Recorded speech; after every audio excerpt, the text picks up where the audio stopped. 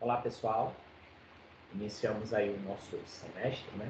Então, hoje, especificamente, estaremos fazendo o nosso início da nossa disciplina de molécula. Estarei fazendo aí nessa videoaula aí uma breve introdução do que seria bioquímica, né? E já damos início aí no estudo das biomoléculas.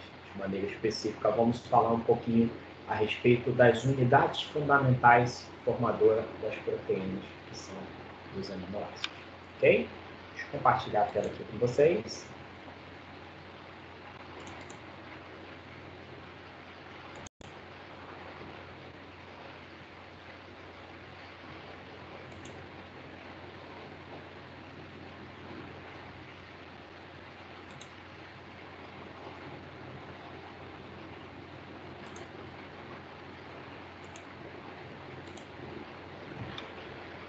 Ok, pessoal, vamos lá então. Então, gente, quando a gente fala da bioquímica, pela definição da palavra, né, já vem na nossa cabeça bio, vida, química, né, química. Então, vamos imaginar que nós vamos estar estudando toda a dinâmica, né, das reações químicas que acontecem no organismo, tá? E essas reações químicas, elas só serão capazes devido exatamente à composição das células, composição dos tecidos e até mesmo toda a dinâmica relacionada à circulação, né, podemos dizer assim, de minerais e substâncias orgânicas que irão acontecer de maneira geral. Tá? Então vamos observar, né, um pouquinho a respeito do que seria essa bioquímica. Então, pessoal, como eu disse para vocês, vamos inicialmente aí definir a palavra, né? Então, bioquímica vem de um conceito interdisciplinar, né? Então, vamos imaginar que, a princípio, vai estar relacionado, por exemplo, a analisar, investigar, né, as transformações químicas que acontecem a nível celular, né? Então, as transformações químicas que envolvem substâncias, moléculas, né? Substâncias orgânicas, substâncias inorgânicas, justamente a partir da análise dos seus processos biológicos, né? Tanto, pessoal, que a gente pode estar chamando a bioquímica também de uma química biológica ou simplesmente uma química fisiológica. Então, se nós estamos falando de uma ciência que vai investigar as transformações que acontecem a nível celular, então nós estamos nos referindo às reações intracelulares, tá? E é interessante, pessoal, que ao mesmo tempo em que você avalia essas relações intracelulares, nós sabemos que todo esse processo químico, ele também poderá acontecer fora da célula. Por exemplo, durante um processo de digestão, né, em que você tem a liberação de enzimas em um ambiente compartimentalizado, que vai estar realizando, por exemplo, o processo de degradação de compostos orgânicos mais complexos, né? Então, vamos imaginar, pessoal, que todas essas reações intracelulares, extracelulares, elas vão sempre acontecer de forma harmoniosa e que seja proporcional para que aconteça, né? Para que faça com que o organismo ele possa sobreviver, tá? E aí, pessoal, isso sempre relacionado a uma resposta, tá? Pode ser uma resposta de um estímulo intrínseco, né, algo interno, ou pode ser também uma reação relacionada a processos externos, né? E aí, dentro dessa dinâmica, nós observamos que quando nós levamos em consideração a bioquímica, nós podemos avaliar e esclarecer muitos aspectos que, de certa forma, envolvem determinadas patologias, né? A nossa disciplina vai ser uma disciplina muito mais introdutória, mas quando vocês levam em consideração a bioquímica, né, aplicada, né, a fisiologia aplicada, a gente percebe justamente que a dinâmica dessas reações, acontecendo ou não, né, ou até mesmo a dinâmica de acúmulo de determinadas substâncias orgânicas, né, erros inatos que envolvem o metabolismo, acaba sendo importante para que a gente possa estar avaliando um paciente, por exemplo, né? Então, vamos imaginar todos aqueles compostos orgânicos e inorgânicos presentes na célula, presentes no organismo vivo, que participam diretamente de reações químicas ou até mesmo reações biológicas, eles serão estudados. Estrutura, funcionalidade, né? Então, nós vamos observar alguns aspectos relacionados a isso. E aí, vale destacar, se nós estamos falando, por exemplo, de componentes químicos, nós devemos lembrar um pouco a respeito daquelas substâncias que, de fato, irão formar um organismo vivo. Então, se a gente levar em consideração, né, a nossa famosa tabela periódica, né, que acaba observando aí mais de 100 elementos químicos, pelo menos 20 deles, né, um pouco mais do que 20, acabam sendo encontrados na formação das estruturas celulares e das estruturas moleculares, né, orgânicas, né, podemos dizer assim. Tá? E aí, pessoal, de todos esses elementos, eu tenho 4 que vão ser majoritários: carbono, hidrogênio, oxigênio e nitrogênio. Só esses 4, posso dizer para vocês que eles representam aí mais de 95% da massa, né, do nosso organismo. E aí os demais, como no caso o cobre, o cálcio, sódio, potássio, fósforo e enxofre, eles acabam sendo minoritários, né, encontrados aí em menor frequência, tá? Então, isso é interessante, a gente observar que todo esse processo bioquímico, ele acaba sendo importante para o funcionamento do nosso organismo. Aí, pessoal, dentro da dinâmica desses elementos químicos, né, se a gente está avaliando processos e reações bioquímicas, é interessante que o átomo desses elementos eles vão associar-se, né? Eles vão estar, de certa forma, formando estruturas que nós consideramos mais complexas, né? E essas estruturas nós podemos classificar como substâncias inorgânicas ou substâncias orgânicas. Inorgânicas, como por exemplo a água e os sais minerais, e as orgânicas, como no caso aminoácidos, proteínas, carboidratos, lipídios, nucleotídeos, ácidos nucleicos e também vitaminas. Tá? Então, pessoal, quando a gente fala a respeito da bioquímica, vamos imaginar que iremos avaliar um pouco a respeito dessas substâncias e como que acontece a sua circulação no nosso organismo. De maneira geral, em que tipo de reação bioquímica ela vai estar envolvida, né? E como que de fato ela contribui para aquilo que seria a sobrevivência da célula. Sempre que a gente for falar a respeito de bioquímica, pessoal, nós devemos considerar a unidade básica da formação de um organismo, que é a célula. Essas reações, elas sempre irão acontecer a nível celular. Mas se a gente considerar que o nosso organismo ele vai ser formado por mais de 30 trilhões de células, 3 trilhões de células, então percebam a dinâmica de reações bioquímicas que podem acontecer ao mesmo tempo. Seja, por exemplo, numa dinâmica de produção de energia, como uma oxidação de carboidrato, seja, por exemplo, numa dinâmica de síntese de proteína, né? Por exemplo, uma dinâmica de produção de anticorpos, né? Que seriam as proteínas, as globulinas, as imunoglobulinas, ou, por exemplo, num processo de acúmulo de lipídio, né? Formação de tecido gorduroso, né? Formação de tecido adiposo. Então, a gente acaba avaliando, de fato, a respeito dessa dinâmica. Então, pessoal, de maneira específica, falando um pouquinho dos sais minerais, né? Então, é interessante a gente entender um pouquinho da contribuição de cada um deles. É o que a gente pode observar, que pelo menos aí de 3 a 5% da massa dos seres vivos vão estar relacionados, por exemplo, à composição de sais minerais.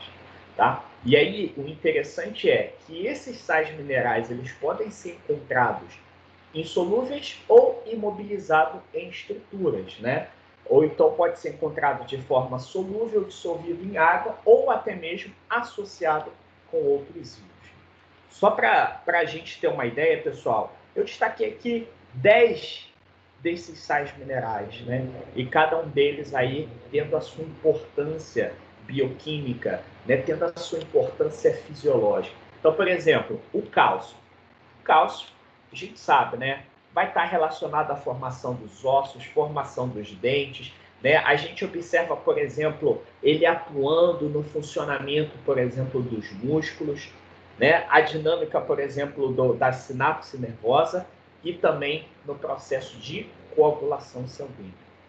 O fósforo, assim como o cálcio, né, podem ser encontrado, por exemplo, no dente e nos ossos, tanto que a gente fala que vai acumular fosfato de cálcio, né? Então percebam a dinâmica da associação entre esses íons, vai participar na dinâmica de transferência energética, né, como molécula de ATP, né, e também na composição dos ácidos nucleicos, por exemplo. Aí quando a gente fala do ferro, o ferro a gente pode encontrar ele principalmente na forma de hemoglobina, né? Então aí que vai estar ajudando numa dinâmica relacionada a transporte de oxigênio, né? Ali, por exemplo, no processo também da respiração celular, que ele também vai estar envolvido. Aí, por exemplo, o magnésio. O magnésio ele vai estar atuando, né? Por exemplo, em várias reações químicas na forma de coenzima, como se estivesse meio que ativando essa atividade enzimática. A gente observa ele também atuando na dinâmica da formação dos ossos, a gente observa, né, de fato, na composição das vitaminas, né, relacionado, por exemplo, ao processo de contração, de sinapse. Então, percebam aí como que a gente vai estar observando, né? Vai estar vendo a participação dele. O sódio, a gente tem uma dinâmica, por exemplo, relacionada ao equilíbrio de líquidos no corpo, né? E também relacionada ao impulso nervoso, a dinâmica de funcionamento de membranas celulares. O potássio agindo, por exemplo, junto com o cálcio, junto com o sódio, no equilíbrio do líquido, relacionado, por exemplo, também aí no funcionamento, né, da dinâmica relacionada, por exemplo, aos impulsos nervosos, quando a gente fala das bombas de sódio e potássio, né? E também na membrana celular. Tá? O cloro, o principal ambiente que nós encontramos o cloro vai ser na forma do ácido clorídrico, né? Naquele suco, do suco gástrico, né? Relacionado, por exemplo, ao ácido clorídrico aí no estômago, né? O iodo, o principal local que a gente encontra vai ser na questão da tireoide, né, na formação dos hormônios, então acaba controlando, de certa forma, aí a taxa metabólica oxidativa das células, né, bem como a dinâmica do crescimento. E aí o flúor, né, é bem interessante na dinâmica de fortalecer os ossos e os dentes. Não esquecendo do cobre, também importante cofator enzimático, né? Então, ajudando na dinâmica de algumas reações químicas. Então, percebam, né, que cada um desses elementos acabam sendo essenciais e exercem funções importantes na dinâmica do funcionamento das células. Cada um com a sua particularidade e relacionado, de repente, na composição de uma substância orgânica ou simplesmente associado entre eles, né, de uma forma imobilizada, né? Então, até coloquei aqui, pessoal, a fotinha mostrando um pouco a respeito dessa porcentagem, né, necessária de cada um, que nós observamos, né, desses elementos aí no nosso organismo. Vejam que carbono, nitrogênio, oxigênio e hidrogênio são os majoritários, né? Enquanto que os demais acabam tendo uma pequena concentração, né? E aí até atingir essa média aí de 3 a 5%. Tá? Outra substância inorgânica importante vai ser, de fato, a água. Tá? A água, pessoal, é um solvente universal. Então, vamos imaginar que ela vai ser importante exatamente para que aconteça o metabolismo. Ela permite exatamente que os solventes, os reagentes, eles possam estar dissolvidos nela e, de certa forma, facilite aquilo que seria a dinâmica, né, relacionada às reações. Então, na ausência de água, vamos imaginar que essas reações químicas elas seriam limitadas, Então, de fato, a água acaba sendo indispensável para que toda a dinâmica do metabolismo possa acontecer. Só mostrando para vocês, pessoal, algumas dinâmicas de quanto de água que existe no nosso corpo, né? O sangue, né? Vamos imaginar que acaba sendo um tecido líquido, né? Então, 81% dele é de água. Aí a gente pega a pele, músculo, né? O cérebro, o coração, o pulmão. Percebam que a porcentagem de água acaba sendo relativamente alta. Até mesmo nos ossos, que acaba tendo uma matriz mineralizada, né? De fosfato de cálcio, a gente também observa a presença de água, justamente para que possa estar facilitando essas reações. Tá? Então, é indispensável, né, para que, de fato, essas reações bioquímicas elas possam acontecer. Outro ponto importante, pessoal, é que a taxa de água no nosso organismo ela acaba variando de acordo com a idade. Então, é interessante que ela é inversamente proporcional com relação à idade. Então, quanto mais nova a pessoa for, maior a quantidade de água. E quanto mais velha ela ficar, menor vai ser a quantidade de água. Né? Então, pessoal, percebam o seguinte, um bebezinho aí de aproximadamente 3 meses, né? Um feto de 3 meses, está ainda lá na barriga da mãe. Então, aí vamos imaginar que ele vai ter por volta de 94% de água. Aí, pegando um recém-nascido, né, percebam aí, cerca de 80%. Aí, uma criança, reduzindo para uns 70%. Aí, a gente pega, por exemplo, um adulto, 60%. E uma pessoa idosa chegando a 50%.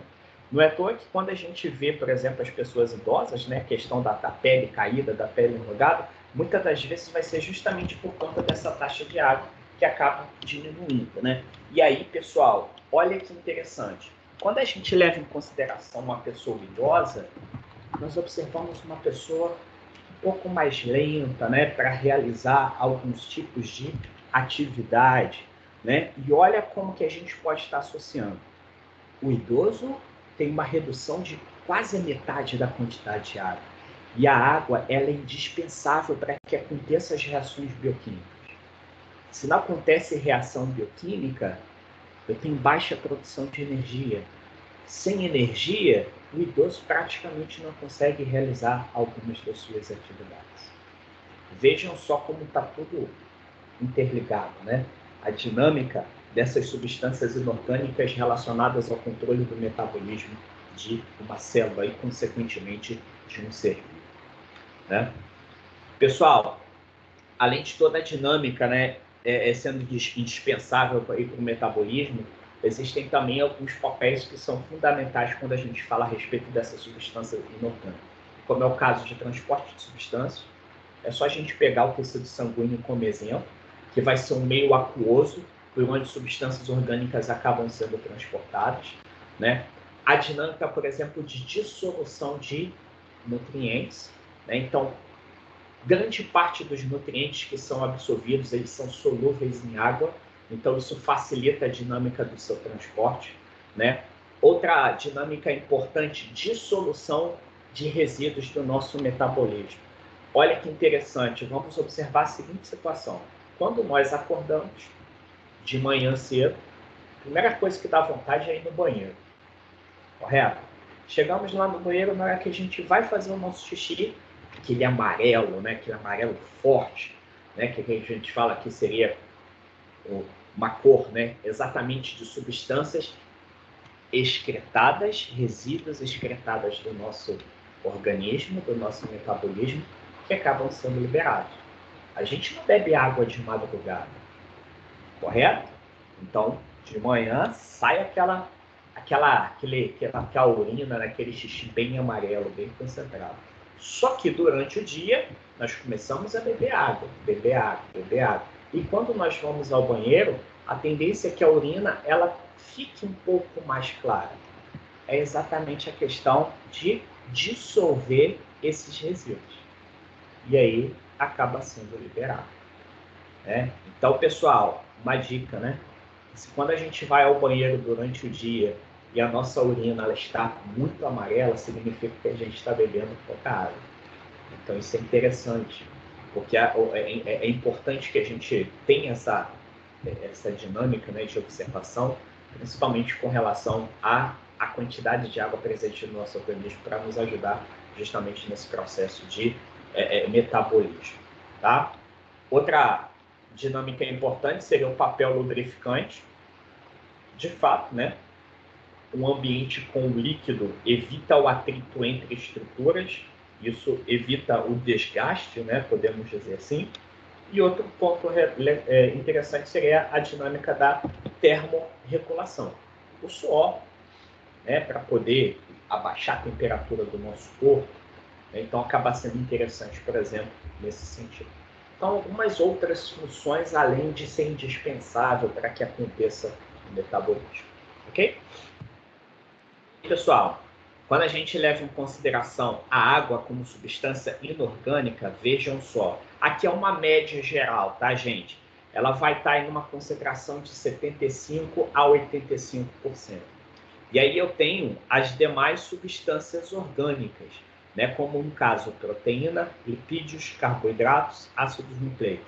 Então, pessoal, depois da água, podemos dizer assim, a substância que vai estar mais concentrada no nosso corpo, aí a água inorgânica, a substância orgânica vai ser de fato as proteínas. Então, inclusive, semana que vem a gente vai conversar bem a respeito delas, né? Então, observar, por exemplo, a dinâmica da estrutura, a formação, função, enfim, todo aquele processo que de fato faz com que a proteína possa, né, vamos dizer assim, que a gente classifica a proteína como a principal substância orgânica aí presente no nosso corpo. Ok? Ó, vamos falar um pouquinho a respeito dessas quatro substâncias orgânicas importantes aí no nosso organismo. Lembrando que, ao longo do semestre, nós iremos falar delas de maneira específica, dando uma ênfase principalmente na questão do processo de digestão, absorção e participação no metabolismo e também na composição das células, né? Então vamos ver essas reações químicas que acontecem a partir de cada substância orgânica e qual que vai ser a contribuição dela aí no nosso organismo. Então, proteína, por exemplo. Proteína, como nós vimos anteriormente, vai estar aí, vai ser a substância orgânica aí majoritária. Então, o que é interessante é que a proteína ela participa praticamente de todos os processos celulares, né? Então, vamos imaginar que vai desde o processo de replicação de material genético até mesmo a estímulo de respostas, né? Situações relacionadas a transporte, defesa do nosso organismo, reações enzimáticas, né? Sinalização química. Então, nós observamos que as proteínas elas participam aí de várias funções importantes, né, para a célula. Na semana que vem a gente vai falar um pouquinho melhor a respeito disso, né? Mas interessante que ela vai estar aí presente, por exemplo, na composição de membrana plasmática, na dinâmica, por exemplo, de algumas organelas, né? Presente, por exemplo, dispersas aí no nosso citoplasma, também dispersas no meio extracelular, como é o caso das proteínas presentes na corrente sanguínea, como nós vimos, né? Fibrinogênio, a questão da albumina, né? As imunoglobulinas, enfim. Então a gente vai perceber, né, na próxima semana algumas funções interessantes relacionadas a esse tipo de substância orgânica. Além das proteínas, né, os lipídios acabam sendo interessantes, justamente quando a gente fala lipídios, nós estamos nos referindo aí às gorduras, né? Podemos dizer que ele vai ser uma fonte considerável aí de armazenamento energético, tá? Então, isso vale a pena ressaltar, até porque alguns tipos de células acabam dependendo, né, exatamente desse tipo de fonte, né? Outra característica importante seria a sua importância na dinâmica de síntese hormonal. Alguns hormônios esteroides, eles dependem de uma estrutura lipídica para que eles possam ser sintetizados, né? Então, participa também da dinâmica aí de composição de membrana plasmática, por exemplo, como isolante térmico, né? E até mesmo interessante aí para alguns animais em condições de hibernar, né? E outro ponto importante seria a dinâmica de uma proteção mecânica, né? Contra impactos.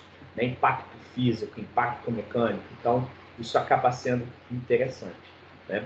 Aí, pessoal, entra um ponto importante, né? O fato de que os lipídios, eles acabam tendo a sua importância orgânica, mas assim como qualquer outra substância em excesso, ele pode estar trazendo alguns malefícios. Tá? Então, a gente não pode simplesmente condenar os lipídios, né? A gente deve levar em consideração também aquilo que seriam as suas funções que são essenciais para o funcionamento do nosso corpo. Então, por isso que existem alguns pontos, né, que a gente vai estar destacando no momento dos lipídios, justamente para a gente considerar ele como um mocinho, quando ele é um mocinho e quando ele vai ser considerado, aí, podemos dizer, um vilão. Ok? Os carboidratos, né? Um terceiro composto orgânico importante aí na composição das células. É interessante que quando a gente leva em consideração o ambiente externo, a natureza, ele vai ser o mais abundante. Até porque ele vai estar na composição dos celulares, dos vegetais, tanto na forma de celulose como na forma de amido.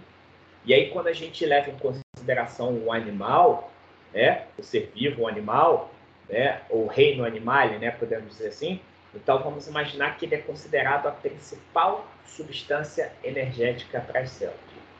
Então, pessoal, a partir da glicose, que é um carboidrato simples, né, eu tenho vias oxidativas aeróbicas, anaeróbicas para obtenção de energia.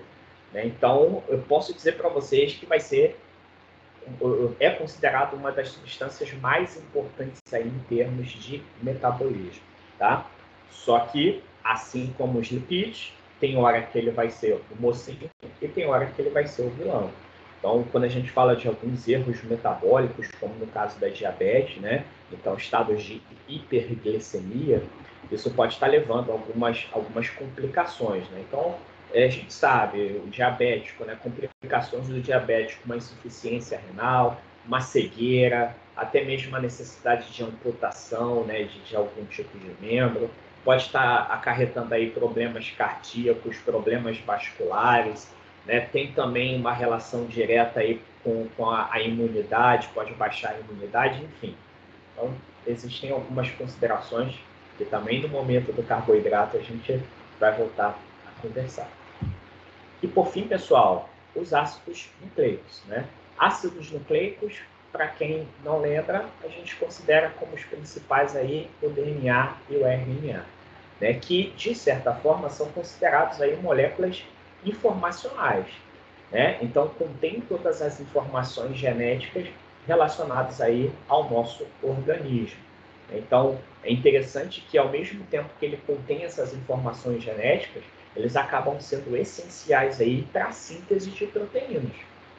Então, formação de proteínas é dependente de DNA, tá? Aí a gente vai ver DNA para RNA mensageiro para síntese de proteína.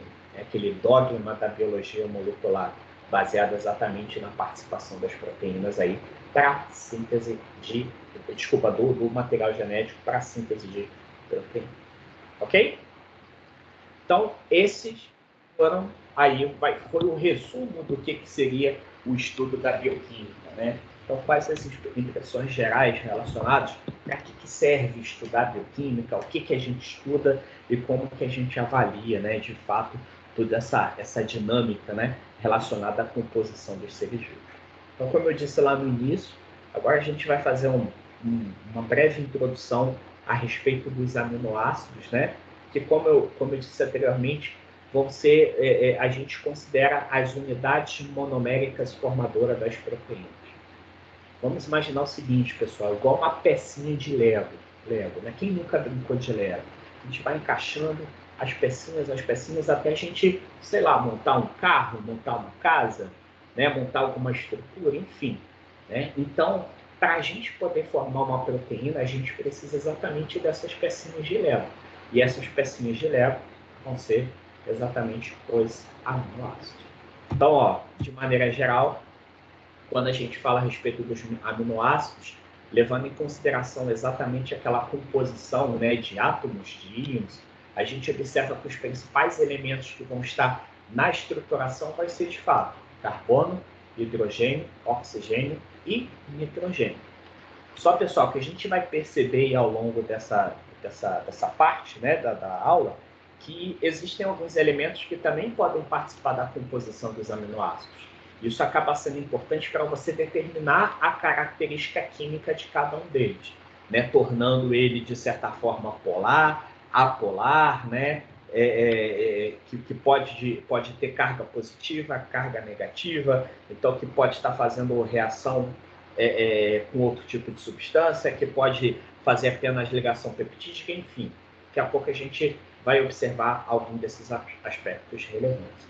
E como eu disse para vocês, ó, cada aminoácido, como se fosse esse quadradinho, representando uma peça de Lego. Então, ó, unidades monoméricas formadoras das proteínas.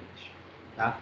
Mas aí, pessoal, quando a gente fala a respeito dos aminoácidos, todos os aminoácidos eles acabam apresentando uma estrutura básica, tá? Então percebam o seguinte, isso eu vou mostrar para vocês quando a gente for ver as estruturas.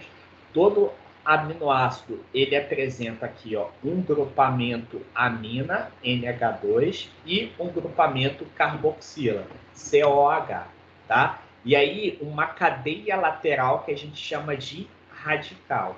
Então, esse Rzinho aqui ligado ao carbono, né, esse carbono aqui do meio, podemos dizer assim, né, de uma maneira bem objetiva, esse Rzinho, esse radical que de fato vai dar a identidade do aminoácido. Tá? Então, ó, vejam aqui que o aminoácido, né, eu tenho de certa forma essa que a gente fala, né, eu tenho um pedaço que seria o grupamento carboxila e o grupamento amina.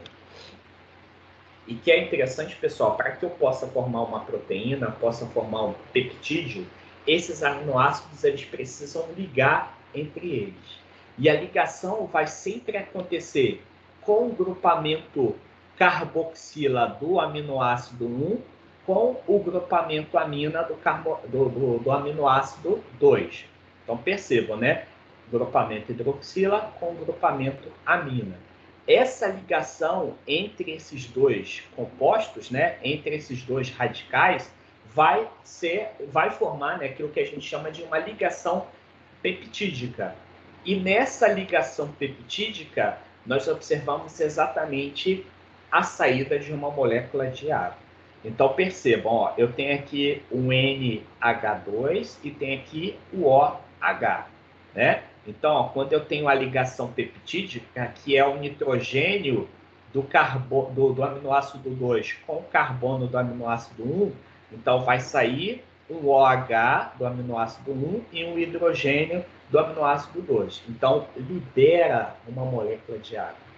Toda ligação peptídica entre dois aminoácidos vai liberar uma molécula de água. Então, aí vamos imaginar que aqui eu tenho um dipeptídeo. Aí vamos imaginar que eu tenho o aminoácido 3 se ligando aqui, um tripeptídeo. Aí depois um polipeptídeo, né? Até chegar ao nível estrutural mais complexo, dando origem aí, de fato, a uma proteína. Tá? E aí, pessoal, como eu disse para vocês, ó, percebam o seguinte, ó, todo aminoácido ele tem um grupamento amina e um grupamento carboxila. Então, a variação do aminoácido vai ser determinado por esse R, né? Então, ó, comum a todo aminoácido, grupamento amina e o grupamento carboxila, né? Então, aqui nós observamos que o grupamento R é que de fato forma essa variação. Então, percebam aqui, botei aqui alguns exemplos de aminoácidos, né? Vejam que a estrutura que está em preto, elas se repetem em todos eles. Agora, aonde é esse radical, é onde eu tenho a variação e que vai dar a identidade, né? Então, a valina, eu tenho um composto aí de 3 carbonos, né? A leucina de 4 carbonos. E aí vai, ó. Aí tem aqui, por exemplo, um anel. Aqui tem 2 anéis. Aqui tem uma cadeia linear, né? Enfim, então percebam que a dinâmica da identidade desses aminoácidos vão estar variando de acordo com o radical. Então, pessoal, o que a gente pode observar é exatamente aí cerca de 20 aminoácidos que acabam sendo codificados pelo nosso organismo.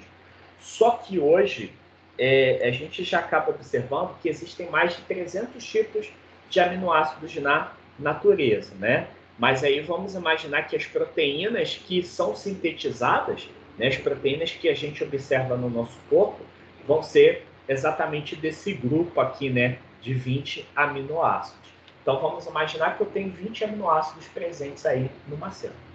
E aí é interessante que desses 20 aminoácidos, eu vou classificar eles como essenciais e não essenciais, né? Os essenciais são aqueles que meu organismo não sintetiza, então eu só consigo obter a partir da alimentação. Eu tenho os não essenciais, que vão ser obtidos, né, a partir de uma síntese da minha própria célula. Né? Então, aqui a relação, né, dos aminoácidos desse 20, a histidina, a isoleucina, a leucina, a lisina, metionina, fenilalanina, treonina, triptofano, a valina, alanina, arginina, asparagina, o ácido aspartico, né, cisteína, ácido glutâmico, glutamina, glicina, prolina, serina e tirosina.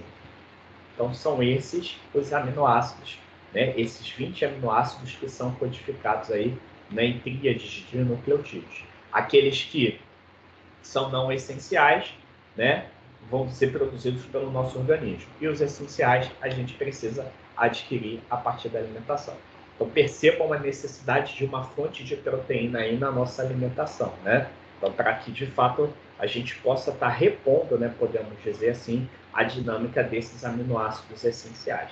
Então, lá, por exemplo, na disciplina de saúde, né, que vocês têm, eles vão conversar um pouquinho a respeito dessa alimentação, da dinâmica, por exemplo, relacionado aí a esses, em que tipos de alimento a gente encontra esses aminoácidos essenciais. E aí, pessoal, para a gente poder entender dos 20 aminoácidos, os não essenciais: a prolina, a glicina, a alanina, ácido glutâmico, ácido aspartico, glutamina, asparidina, tá? A histidina, cisteína, serina, tirosina e arginina também são considerados não essenciais. Mas por que eu deixei eles aqui destacado de amarelo, tá? Justamente porque esses aminoácidos a gente considera não essenciais, mas, por exemplo, para as crianças, né, a quantidade que o organismo dela sintetiza acaba não sendo suficiente para toda a necessidade. Vamos imaginar que a oferta é menor do que a demanda. Então, se eu tenho uma demanda muito maior do que a oferta, eu preciso ter uma espécie de uma reposição desses aminoácidos. Tá? Com o passar do tempo, o organismo vai entrar em equilíbrio e vai conseguir, né, meio que normalizar essa dinâmica de oferta e procura, né? Então, que vai estar naquela da necessidade específica do nosso organismo. Mas, por exemplo, na criança, que tem uma necessidade maior justamente por conta de todo o seu processo de desenvolvimento, a gente pode considerar como semi-essenciais, né? Então, vocês vão escutar muito isso nos livros didáticos com relação a esse tipo de conceito. Mas, de fato, todos esses aqui, né, acabam sendo considerados não essenciais. E aí, eu tenho aqui, ó, 8 que são considerados essenciais. Ou seja, o meu organismo ele não sintetiza. Então, existe a necessidade de uma reposição a partir da alimentação, que é o triptofano, fenilalanina, metionina, a treonina, lisina, valina, leucina e isoleucina. Então, pessoal, cada um deles aí importante, né, em diferentes funções relacionadas, por exemplo, aí ao nosso organismo, tá? E, de certa forma, todos eles participando daquilo que seria a síntese de proteínas. E aí, ó, como eu disse para vocês, a dinâmica dos radicais desses aminoácidos, eles acabam sendo importantes para que possa estar determinando a classificação desses aminoácidos, tá? Então, é interessante que, a partir dessa característica química, nós vamos observar a posição desses aminoácidos, por exemplo, dentro de uma molécula de uma proteína. Né? Então, a propriedade das suas cadeias laterais acabam sendo essenciais para que aconteça a formação desses aminoácidos. Aí, pessoal, nos livros didáticos, né, vocês vão observar que existem vários tipos de classificação, que a gente pode estar levando em consideração o radical, o tipo, né, de radical que vai estar ligado a esse aminoácido, né, a natureza química, né, melhor dizendo, dessa cadeia lateral, enfim. Né, mas essa classificação de acordo com a química, né, com a estrutura química, acaba sendo interessante para a gente entender como que ele vai estar participando na dinâmica da síntese proteica. Então, por exemplo, existem 9 aminoácidos que são considerados apolares. Glicina, leucina, triptofano, alanina, a isoleucina, metionina, valina, fenilalanina e a prolina. Todos esses aminoácidos apolares, vamos imaginar que, quimicamente falando, eles não apresentam a capacidade de receber ou até mesmo de doar elétrons. Tá? Não vai participar, por exemplo, também de ligações iônicas e nem de pontes de nitrogênio. Então, pessoal, esses aminoácidos, quando nós falamos, por exemplo, na composição das proteínas, eles vão sempre aparecer dentro da proteína, virado para dentro, né? Então, esses aminoácidos eles acabam se agrupando no interior da célula. Por que no interior da proteína? Porque, de fato, no interior, ele não vai estar se ligando a nenhum tipo de substância, apenas fazendo a ligação peptídica entre eles, né? Entre os aminoácidos. Então, vamos imaginar igual um novelo de lã, né? Dentro do novelo de lã é onde que começa toda a cadeia, toda a reação. Então, vamos imaginar aí que no início desse novelo é onde que eu tenho esses aminoácidos apolares. Mas isso não significa que esses aminoácidos vão estar sempre presentes no início da cadeia. Né? Pode ser, por exemplo, no meio, mas sempre com uma tendência que eles vão estar se virando, né, para o interior dessas proteínas. Ok? E os aminoácidos polares, então vamos imaginar que são aqueles aminoácidos de carga livre, né? Aminoácidos que vão participar da composição das proteínas em qualquer posição, seja no meio, seja no início, seja no final, né? E interessante que não vai ter nenhuma restrição quanto à formação de ponte de hidrogênio, tá? Então, posso dizer como se fosse aqueles aminoácidos pau para toda hora.